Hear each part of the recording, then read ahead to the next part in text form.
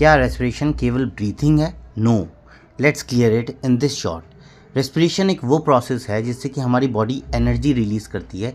कैसे? फूड से।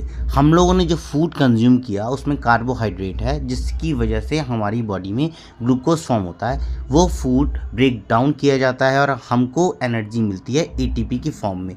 ATP is adenosine triphosphate, जो कि हमारी बॉडी की एनर्जी करेंसी है। अगर हम रेस्पिरेशन की बात करें तो दो टाइप के हैं, aerobic respiration and anaerobic respiration. Aerobic respiration uses oxygen, gives lots of energy. 32 ATP molecules जो हैं इसकी एक साइकिल में फॉर्म होते हैं। Whereas in anaerobic respiration there is no oxygen or less oxygen and energy is also less, like muscles in during heavy exercises, and this is the reason why cramp happen. So plant also respire in day and night. Photosynthesis is different. Respiration never stops.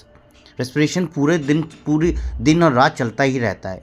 by roots, by stems और by leaves. in roots diffusion होता है जिससे कि gases exchange हो पाता है। stems में lenticels होते हैं जो कि गैसेस एक्सचेंज करते हैं, और लीव्स की अगर मैं बात करूँ तो लीव्स में स्टोमेटा प्रेजेंट होता है जो गैसेस एक्सचेंज करता है।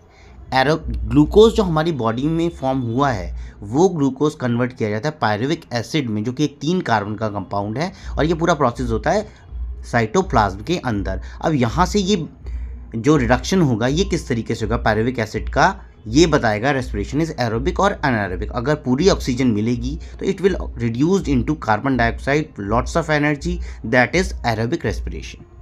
Anaerobic respiration takes place in cytoplasm. उसमें होगा कि या तो इथेनॉल फॉर्म होगा ड्यूरिंग फर्मेंटेशन, और ड्यूरिंग इन मसल्स आपके लैक्टिक एसिड फॉर्म होता है। एक्वेटिक और टेरेस्ट्रियल ऑर्गेनिज्म दोनों ही रेस्पायर करते हैं। एक्वेटिक ऑर्गेनिज्म का जो रेट ऑफ ब्रीथिंग है थोड़ा फास्ट होता है, क्योंकि ऑक्सीजन जो होती है डिजॉल्व ऑक्सीजन वो कम होती है as compare to the atmospheric oxygen.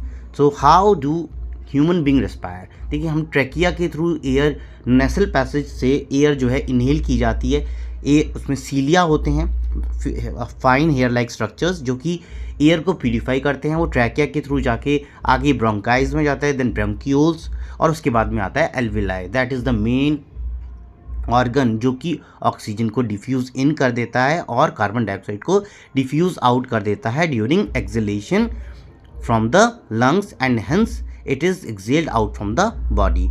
ऐसे ही और भी ज़्यादा इन्फॉर्मेटिव शॉर्ट्स के लिए फॉलो करते रहिए स्मार्ट विद्यार्थी को।